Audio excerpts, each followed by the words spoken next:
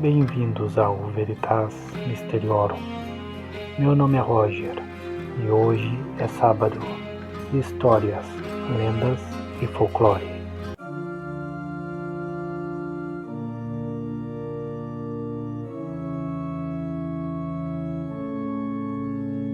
Olá! Você já deve ter escutado a história infantil de Chapeuzinho Vermelho, mas conhece a história real na qual ela foi baseada? A narrativa, que hoje encanta crianças com sua moral simplificada e final feliz, esconde origens muito mais sombrias, enraizadas em tradições orais europeias, que remontam a séculos atrás, com elementos de violência, canibalismo, simbolismo sexual e rituais de passagem. A história de Chapeuzinho Vermelho, como a conhecemos, deriva de tradições orais europeias, com raízes que podem ser traçadas até o século X, embora algumas fontes surgiram influências ainda mais antigas. Uma das versões mais primitivas aparece no século XI, na obra Fecunda Ratis, de Egberto de Liege, um texto em latim que inclui uma narrativa sobre uma menina batizada no Pentecostes, que recebe uma túnica vermelha como presente. Essa menina é salva de filhotes de lobo, sugerindo o embrião do conto, com elementos cristãos evidentes, como o batismo e a túnica vermelha, que pode simbolizar tanto a pureza quanto o sangue. Um tema recorrente em interpretações posteriores. Essa história, registrada na região de Liege, hoje na Bélgica, é considerada por alguns estudiosos a mais antiga conexão escrita com o conto, embora sua relação direta com versões posteriores seja debatida. As origens do conto, no entanto, são mais amplamente associadas à tradição oral de camponeses europeus, especialmente na França, Itália e Alemanha, durante a Idade Média. Essas histórias eram contadas em rodas familiares, muitas vezes para alertar sobre perigos reais, como predadores, tanto animais quanto humanos, em florestas densas e isoladas. O historiador Robert Darnton sugere que o conto surgiu entre camponeses que, trabalhando nos campos, deixavam os filhos sozinhos e criavam narrativas assustadoras para desencorajá-los a se aventurar em bosques perigosos. Nessa época, a fome, a mortalidade infantil e os ataques de lobos eram ameaças reais, o que dava ao lobo do conto um peso tanto literal quanto metafórico. A primeira versão escrita amplamente reconhecida de Chapeuzinho Vermelho é a publicada em 1697 por Charles Perrault, na coleção Contos da Mamãe Gansa. Perrault, escrevendo para a corte de Luís XIV, adaptou uma história folclórica do norte dos Alpes, provavelmente da região dos Alpes franceses ou suíços, suavizando alguns dos elementos mais cruéis para adequá-la ao público aristocrático. Em sua versão, a protagonista é uma jovem atraente e ingênua, que usa um capuz vermelho, que lhe dá o apelido.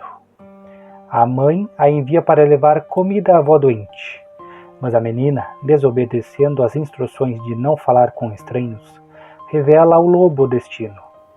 O lobo, um predador astuto, chega primeiro, devora a avó, disfarça-se com suas roupas e, após enganar Chapeuzinho, também a devora. Não há caçador nem final feliz. A história termina com a tragédia e uma moral explícita, alertando jovens mulheres contra lobos sedutores que vagam pelos salões franceses. Uma metáfora para predadores sexuais. Alguns estudiosos interpretam o lobo como uma representação de estupradores ou sedutores, e a capa vermelha como um símbolo da menstruação, marcando a transição da menina para a vida adulta. Antes de Perrault, porém, versões orais eram muito mais macabras. Uma variante francesa coletada pelo folclorista Achille Millien por volta de 1870, mas que reflete tradições mais antigas, incluem cenas de canibalismo explícito. Nessa versão, conhecida como Conte de la Meregrande, o lobo mata a avó, corta seu corpo, serve sua carne como jantar e seu sangue como vinho.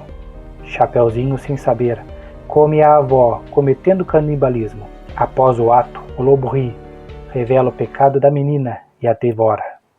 Essa narrativa comum em regiões rurais da França, como o Vale do Loire, reforçava o horror para ensinar lições sobre obediência e os perigos do desconhecido.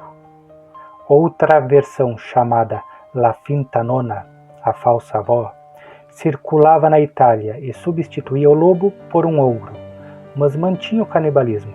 A menina confunde os dentes da avó com arroz, sua carne com bife e seu sangue com vinho. Em 1812, os irmãos Grimm publicaram sua versão, intitulada Capuz Vermelho, na coleção Contos Infantis e Domésticos, inspirados por Perrault e pela obra de Ludwig Tieck, Vida e Morte da Pequena Chapeuzinho Vermelho, de 1800. Os Grimm suavizaram a história para o público infantil, introduzindo o caçador, que corta a barriga do lobo, salva Chapeuzinho e a avó, e enche o estômago do animal com pedras, causando sua morte. Eles também adicionaram uma segunda parte, na qual Chapeuzinho e a avó enganam outro lobo, afogando-o em água fervente. Essa versão, registrada na Alemanha, reflete a influência de outros contos, como O Lobo e os Sete Cabritinhos, e foi projetada para ensinar obediência e astúcia. A capa vermelha, agora de veludo, continuou a simbolizar a transição para a vida adulta, mas o tom era menos sexualizado e mais moralista. Além da Europa, há paralelos em outras culturas. Na China, durante a dinastia Qin, de 1644 a 1912, existia a avó tigre, ou grande tia tigresa, uma história com uma menina que enfrenta um tigre disfarçado de avó. Embora não idêntica, a semelhança sugere que o arquétipo da jovem enfrentando um predador é universal. Algumas teorias, baseadas em estudos como o publicado na revista PLOS ONE em 2013, propõem que o conto pode ter origens ainda mais antigas, possivelmente ligadas a fábulas do Oriente Médio, como o lobo e as crianças do século I, ou uma fábula grega de Esopo, do século VI a.C. Essas conexões, porém, são especulativas e carecem de evidências diretas. O simbolismo do conto é rico e multifacetado. O bosque representa o perigo e o desconhecido, um espaço de transição onde a jovem enfrenta provações, semelhante a rituais de passagem em comunidades tradicionais. O lobo encarna a selvageria, o irracional e, em muitas interpretações, a sexualidade predatória. A capa vermelha, além de simbolizar a menstruação, pode estar ligada a práticas culturais. Em algumas regiões europeias, adolescentes recebiam roupas vermelhas para marcar sua entrada na vida adulta. A avó, por sua vez, representa a sabedoria ou o passado, que é destruído pelo lobo, simbolizando a substituição do velho pelo novo. Alguns estudiosos veem o conto como uma alegoria da maturação, onde Chapeuzinho enfrenta sua própria sexualidade e aprende a navegar os perigos do mundo adulto. Quanto ao cultos, não há evidências concretas de que Chapeuzinho Vermelho esteja diretamente ligado a práticas religiosas específicas, mas o conto carrega traços de simbolismo cristão, especialmente na versão de Egberto de Liede, com o batismo e a túnica vermelha associados ao Pentecostes. Alguns pesquisadores especulam que o lobo pode ter raízes em mitos pagãos, onde lobos eram associados a divindades ou espíritos selvagens, mas essas conexões são indiretas. O conto também reflete temores medievais de lobisomens comuns em regiões como a França e a Alemanha, onde histórias de homens transformados em lobos alimentavam o imaginário popular. A aparência de Chapeuzinho varia nas versões. Em Perrault, ela é descrita como uma jovem atraente e bem educada, provavelmente uma adolescente, com um capuz vermelho simples. Nos Grimm, o capuz é de veludo, sugerindo um toque de sofisticação. Ilustrações posteriores, como as do século XIX, a retratam com cabelos loiros ou castanhos, um vestido modesto e a icônica capa vermelha, que se tornou seu traço definidor. O lobo, por sua vez, é descrito como astuto e ameaçador, com traços antropomórficos, como a habilidade de falar e se disfarçar. Em algumas versões orais, ele assume formas ainda mais grotescas, como um ogro ou uma criatura demoníaca. O norte dos Alpes, especialmente os Alpes franceses, suíços e austríacos, é apontado como berço geográfico do conto, com variações regionais, em áreas rurais da França, Vale do Loire, Bretanha, e Itália, Toscana. Embora a história de Chapeuzinho Vermelho tenha raízes em tradições orais europeias, a associação entre capas vermelhas, mulheres e encontros noturnos incluem práticas como a prostituição, que pode ser explorada através de paralelos históricos, culturais e simbólicos, que poderiam ter influenciado o imaginário do conto. Na Espanha, durante a Idade Média e o início da Idade Moderna, séculos XV a XVII, a prostituição era uma prática tolerada, embora regulamentada em muitas cidades. As chamadas mancebias, prostíbulos públicos, controlados pelas autoridades locais, eram comuns em cidades como Sevilha, Valência e Madrid. Mulheres que exerciam a prostituição, conhecidas como mujeres públicas ou cantoneras, frequentemente operavam em áreas designadas, mas também nas ruas, praças e tavernas, especialmente à noite. Embora não haja registros específicos de mulheres usando capuzes vermelhos como um sinal distinto para encontros noturnos, o uso de capas, mantos ou capuzes eram comuns entre mulheres da época, tanto para a proteção quanto para o anonimato. O vermelho, uma cor associada a paixão, pecado e visibilidade, poderia ter sido usado por algumas prostitutas para atrair a atenção, já que cores vibrantes eram notáveis em ambientes urbanos mal iluminados.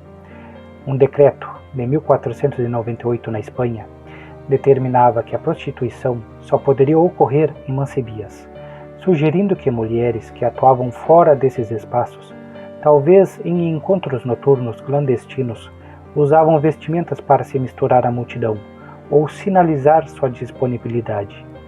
O simbolismo da capa vermelha de Chapeuzinho, portanto, pode ter ecos dessas práticas, onde uma peça de roupa marcante servia como um código visual, embora isso seja especulativo.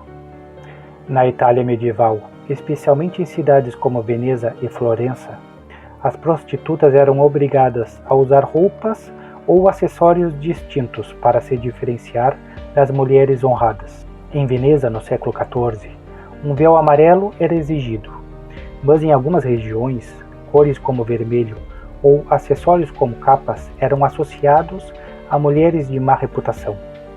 Essas marcações visuais, usadas para encontros noturnos em vielas ou perto de tavernas, podem ter influenciado o imaginário de contos folclóricos, como os que deram origem a Chapeuzinho Vermelho.